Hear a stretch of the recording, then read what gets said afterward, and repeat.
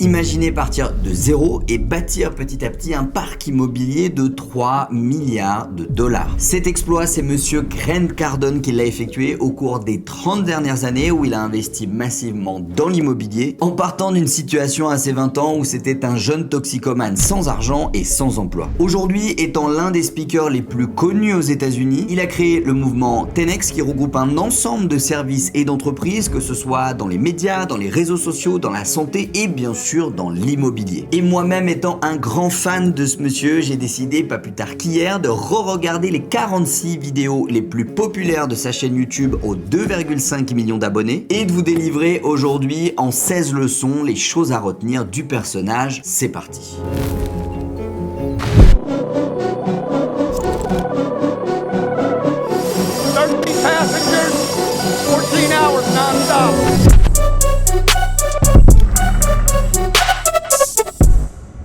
Leçon numéro 1, la vie est un Monopoly géant. La thèse de Grant Cardone, en fin de compte, c'est que peu importe si vous souhaitez faire, pas faire, investir, pas investir, on est tous des joueurs d'une grande partie de Monopoly. Et si vous avez déjà joué à ce jeu de société, vous savez qu'en général, il y a deux types de joueurs. Il y a celui qui est très économe. On fait des tours de circuit, il a la possibilité d'acheter des propriétés, de construire des immeubles, mais il ne le fait pas. Il préfère garder ses sous bien au chaud sur son compte bancaire, attendre de faire un tour pour passer par la case départ sans tomber sur la case prison et à nouveau engranger un petit peu de cash dans le cliché de ce qu'on appelle un picsou. Mais il y a aussi ce deuxième type de joueur, vous savez, qui dès le premier tour va acheter une propriété, une deuxième, une troisième en pensant stratégiquement pour avoir un angle de la partie. Au deuxième tour, il va à nouveau engranger du cash, il va construire une maison, puis un immeuble. Et petit à petit, il va se bâtir un parc immobilier avec non pas des choses à payer tout au long de sa vie, mais bien des gens qui vont payer pour les choses qu'il est capable d'offrir, à savoir un toit ou une maison. D'après Grant Cardone, vous ne pouvez pas échapper à ce Monopoly géant. Soit vous ferez payer les autres pour les actifs que vous possédez, soit vous paierez toute votre vie pour les actifs que vous n'avez pas. Vous avez sûrement dû déjà passer ce format court où Grant Cardone regarde le compte de Logan Paul en direct sur un plateau télé, où il esquisse un petit sourire et il lui conseille de ne jamais garder d'argent en cash dans une banque. Tout simplement parce qu'en fait, Grant Cardone part du principe qu'une banque, elle est là pour vous enrichir et vous n'êtes pas là pour enrichir la banque. D'autant plus qu'il a vécu la crise financière des années 2000, la crise des subprimes en 2008, donc il sait qu'une banque peut s'effondrer et ce, même si elle est très très grosse. Au-delà de ça, Grant Cardone, il est persuadé que l'inflation est quelque chose qui va devenir de plus en plus important au fur et à mesure des années, que la vie va coûter de plus en plus cher, que ce soit l'essence, la nourriture, les maisons, les terrains, et garder de l'argent, dormir sur votre compte bancaire comporte non seulement le risque que si la banque fait faillite, vous ne le retrouviez pas, mais en plus le risque non négligeable qu'au fur et à mesure que l'inflation augmente, la valeur de votre argent, elle, continue de baisser. À l'inverse, placer cet argent dans des actifs, principalement immobiliers, comme vous vous en doutez, est véritablement une vraie protection du consommateur contre l'inflation et va lui permettre de faire travailler son argent plutôt que de le stocker comme s'il était sous votre matelas bien au chaud chez vous. Moralité de l'histoire, il vaut mieux avoir 1 euro bien placé pendant 15 ans que 5 euros non placés pendant la même durée. Leçon numéro 3, la pierre est le meilleur des investissements. Alors même si c'est quelque chose qui n'est plus à démontrer sur cette chaîne YouTube, notamment dans le climat bancaire français, où vous avez la possibilité d'emprunter de l'argent en mettant 10-15% d'apport maximum, aux États-Unis, les règles du jeu sont légèrement différentes puisqu'on vous demandera entre 20, voire 30, voire même parfois 40% d'apport sur votre dossier. Mais malgré tout, ce que nous dit Grant Cardone, c'est qu'il n'y a rien de comparable en termes de rentabilité sur le capital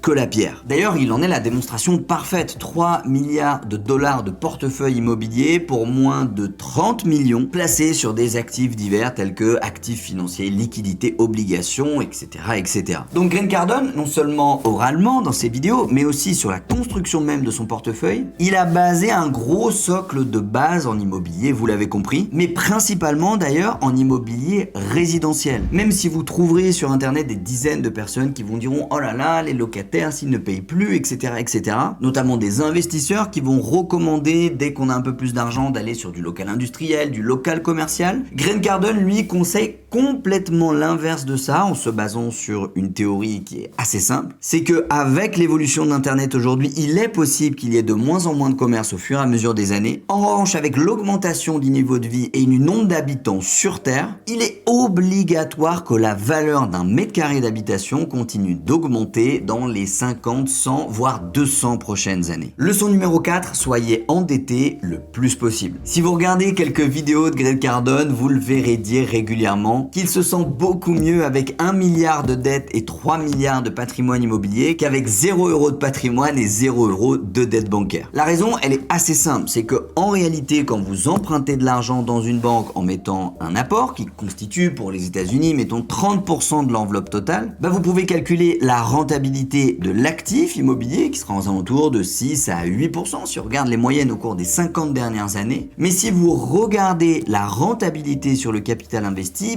grâce à l'effet de levier bancaire, vous serez beaucoup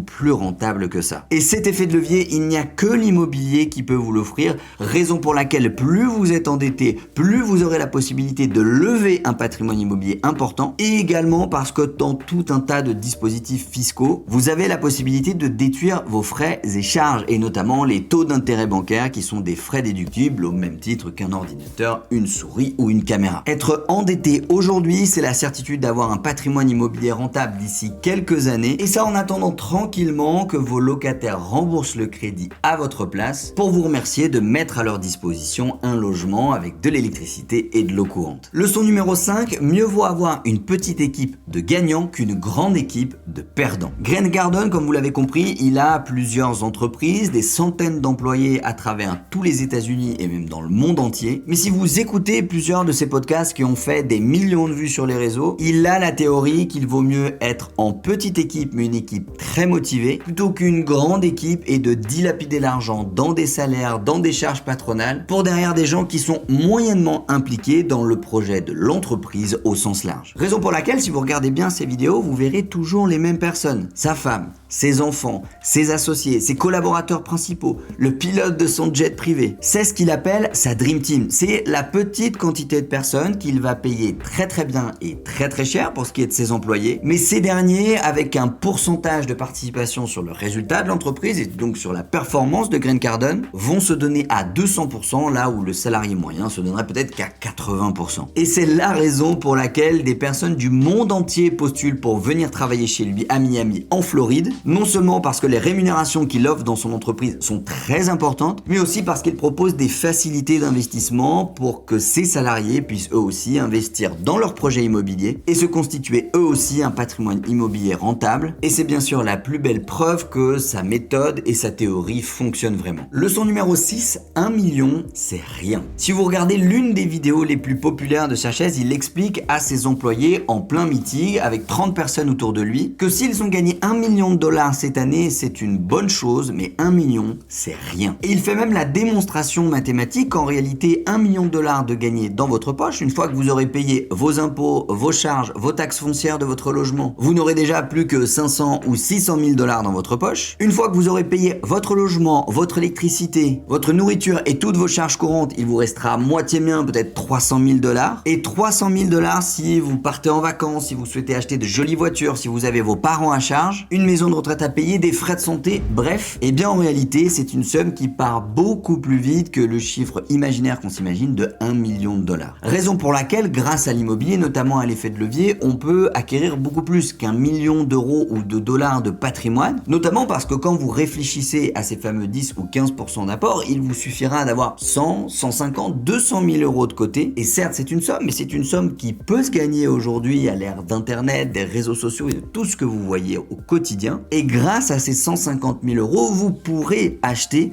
un immeuble résidentiel d'une valeur de 1 million d'euros. C'est une des raisons pour laquelle Grant Cardone envisage plutôt de viser les 10, 15 ou 50 millions de dollars plutôt que 1 million de dollars de sous sur son compte. Et ça toujours dans cette mouvance du 10x movement, qui est le fait de penser 10 fois plus grand que la moyenne. Leçon numéro 7, réinvestissez toujours vos gains. C'est, je pense, un des principes les plus basiques d'une stratégie d'investissement long long terme, bon père de famille, c'est de jouer un maximum sur l'effet boule de neige, qu'on appelle plus techniquement l'effet cumulé, qui va consister à la fin de l'année à réinvestir ses gains pendant une période donnée, dans le but de construire une assiette patrimoniale le plus rapidement possible, et ce de manière exponentielle. Et d'ailleurs, pour être complètement transparent avec vous, que ce soit Grant Cardone dans l'immobilier, Warren Buffett sur les marchés financiers, ou n'importe quel investisseur avec une vision à 15 ou 20 ans devant lui, vous dira que bien évidemment l'objectif et le but du jeu n'est pas de revendre vos cartes du Monopoly le plus vite possible pour avoir des sous sur votre compte bancaire et vous acheter tout un tas de bêtises, mais bien évidemment d'en acheter le plus possible jusqu'à ce que vous n'ayez plus besoin d'en acheter, même plus besoin d'y penser, et que ce patrimoine qui va rapporter de l'argent automatiquement tous les mois couvre l'entièreté de toutes vos dépenses. À titre d'exemple, Grant Cardone, vous verrez qu'il a des voitures exotiques, des voitures haut de gamme, un jet privé, même un hélicoptère privé, mais malgré tout, il dit régulièrement qu'avant de s'acheter la moindre voiture de sport ou la moindre montre haut de gamme, il a attendu que cet achat plaisir ne représente pas moins d'un mois de cash flow sur son compte bancaire. Et pour rappel, le cash flow, c'est la différence que vous aurez entre vos loyers et le remboursement de vos crédits avec toutes vos charges. Autant dire que pour s'acheter une Richard Mille à 300 000 $, je vous laisse imaginer la quantité de cash flow qu'il engrange tous les mois avec son parc immobilier. Leçon numéro 8, selon Grant Cardone, vous êtes tous des vendeurs. Effectivement, que vous ayez à négocier un délai supplémentaire pour rendre votre travail à la fac, que vous ayez à négocier avec vos parents pour rentrer un petit peu plus tard à la soirée du jeudi soir, ou que vous ayez à négocier sur un deal immobilier à plusieurs millions de dollars, dans tous les cas, vous aurez forcément besoin de vendre quelque chose. Que ce soit vous, que ce soit un produit, que ce soit vos idées ou vos opinions, dans tous les cas, acquérir des compétences de vendeur qui sont universelles, et Grant Cardone sera le premier à vous affirmer que vendre un panier de légumes ou un bien immobilier, c'est exactement la même chose. Il encourage par définition tous ses abonnés sur sa chaîne YouTube à se former en vente et en négociation. Et il est d'ailleurs très réputé pour ça, il donne même des masterclass de vente qui l'opposent quelque part ou qui le différencient du marketing. La vente, c'est le fait de vendre quelque chose à quelqu'un qui veut l'acheter ou qui a pensé à l'acheter. Le marketing, c'est le fait de vendre quelque chose à quelqu'un qui n'y avait même pas pensé. Et pour lui, ce sont bien deux sports complètement différents, le marketing étant une discipline à part entière qu'il convient d'étudier, mais la vente étant quelque chose d'universel que tout le monde sur cette planète, parce que vous jouez au Monopoly géant, doit acquérir, ou en tout cas un minimum de connaissances pour être sûr de ne pas se faire avoir pendant le jeu. Leçon numéro 9, ne faites pas l'erreur de viser trop petit. Alors même si ça peut paraître un peu contre-productif, Grant Cardone, il encourage vachement le fait d'acheter le plus gros possible. Tout ça étant relié, vous le savez, dans l'immobilier à ce qu'on appelle votre capacité d'emprunt, qui va de 0 à 33% pour les particuliers, bien au-delà pour les investisseurs professionnels. Et même si vous pourriez vous contenter, et c'est déjà très bien, d'acheter un ensemble de 2 appartements, de les meubler et de les mettre en location, selon Grant Cardone, si vous avez la possibilité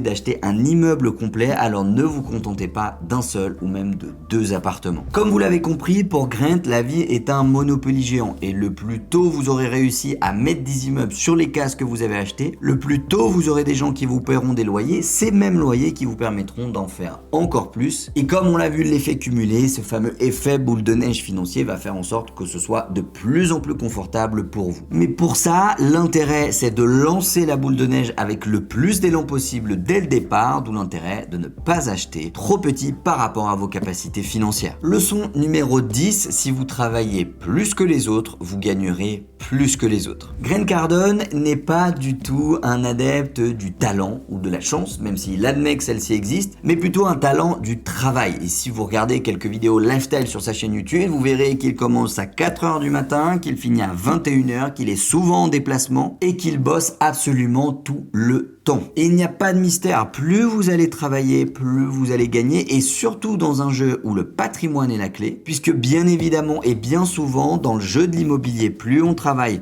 plus on fait de visites, plus on fait d'offres, plus on fait de réunions avec ses artisans, plus on a la possibilité d'acheter moins cher, à meilleur prix, des opportunités que personne n'avait vues, et plus donc vous aurez la possibilité d'aller de 0 à 1 million de patrimoine et de 1 à 10 millions de patrimoine le plus vite possible. Pour le coup, Grant Cardone n'est pas du tout dans la mesure avec ses 10e leçons, puisqu'il encourage des gens à travailler le plus possible jusqu'à ce qu'il n'ait plus besoin de travailler pour avoir les mêmes revenus. Leçon numéro 11, ne dépensez pas votre argent l'argent dans des conneries. Alors même si on peut le voir avec des montres à plusieurs centaines de milliers de dollars au poignet, rouler en Rolls-Royce, en 4x4, avoir un penthouse sur Miami Beach, Grant Cardone, avant d'en arriver là, il est passé par tout un tas d'étapes où il n'a absolument pas dépensé. Ni dans des montres, ni dans des restaurants, ni dans des vacances et encore moins dans son propre logement. Et pour lui, la priorité des priorités n'est pas d'acheter une voiture de sport, mais bien de vous bâtir un patrimoine qui, ce patrimoine, va vous payer cette voiture de sport sans que vous ayez à faire un effort de votre poche. Pour moi, je rejoins complètement cet adage, c'est même la clé de la clé pour être 100% libre financièrement. Ne passez pas votre temps à réfléchir comment vous allez dépenser votre argent dans des passifs, c'est-à-dire des choses qui ne vous rapporteront absolument pas d'argent, mais passez votre temps à réfléchir comment vous allez acheter encore plus d'actifs, et si ces actifs vous rapportent suffisamment d'argent pour vous acheter une montre à 100 000 euros, alors à ce moment-là faites-le, mais tant que ce n'est pas le cas, concentrez-vous sur être le meilleur joueur du Monopoly avant de profiter et de vous relaxer. Leçon numéro 12, développer des compétences pour payer moins d'impôts. Alors même si en France, chercher à payer moins d'impôts avec tout un tas de concepts et de stratégies qu'on appellera de sens large de l'optimisation fiscale, n'importe quelle personne qui commence à gagner un petit peu d'argent, 3 000, 4 000, 5 000, 6 000, 10 000 dollars par mois, cherchera à minimiser son imposition, un sujet qui n'est absolument pas tabou ou secret aux États-Unis, et il existe même d'ailleurs des masterclass et des formations pour chercher à payer moins d'impôts. Et même si l'imposition, vous vous en doutez, est plus faible aux États-Unis que chez nous, Grant Cardone met le doigt sur un point central. Maîtriser votre fiscalité est une des clés qui va vous permettre de développer votre patrimoine à vitesse exponentielle. Et c'est bien évidemment encore plus vrai en France, où considérez qu'en moyenne, sur chaque euro que vous allez gagner, on vous en prendra la moitié, soit 50 centimes. Alors à l'échelle de 1500 ou de 2000 euros par mois, ça représente une différence qui est assez faible, mais plus vous allez avancer dans le jeu du Monopoly, si vous décidez de jouer pour y construire des maisons, plus ces sommes vont augmenter et plus le gap que vous pourriez gagner entre vous compétent dans la matière de la fiscalité ou vous incompétent dans celle-ci va lui aussi augmenter et représenter des centaines, voire même des millions d'euros d'économies d'impôts chaque année. Jouer au Monopoly géant dans la vraie vie, c'est aussi connaître les règles, comment éviter la prison au sens figuré du terme, comment éviter les cases secrètes qui vous demanderont de payer des impôts, et ça fait partie de votre mission si vous souhaitez devenir un investisseur rentable. Leçon numéro 13, les banques vous rendront riche en vous donnant de l'argent et non pas l'inverse. Alors même si une stratégie classiquement admise sur le marché européen pour quelqu'un qui a gagné pas mal d'argent dans l'immobilier serait de placer les gains qu'il a réussi à emmagasiner sur les marchés financiers pour diversifier son portefeuille, Grant Cardone lui prend le contre-pied de tout cela en décidant d'investir encore plus dans la pierre, même avec les gains qu'il aura réussi à avoir de ce type d'actifs. Tout simplement parce que pour lui, placer de l'argent dans une banque, c'est la certitude d'être exposé à tout un tas de frais, des frais qui sont complètement injustifiés au vu du fait qu'il paye déjà des dizaines de millions de dollars d'intérêts tous les mois, raison pour laquelle, encore une fois, il encourage ses abonnés à ne pas placer d'argent dans une banque, mais bien à le placer dans un actif immobilier qui est décoléré du système bancaire et qui va vous permettre de gagner de l'argent en minimisant et surtout en maîtrisant les frais que vous allez y mettre. Leçon numéro 14, l'argent, ce n'est que de l'argent. Alors même si ça peut paraître un peu contre-intuitif d'avoir parlé d'argent pendant tout le début de la vidéo,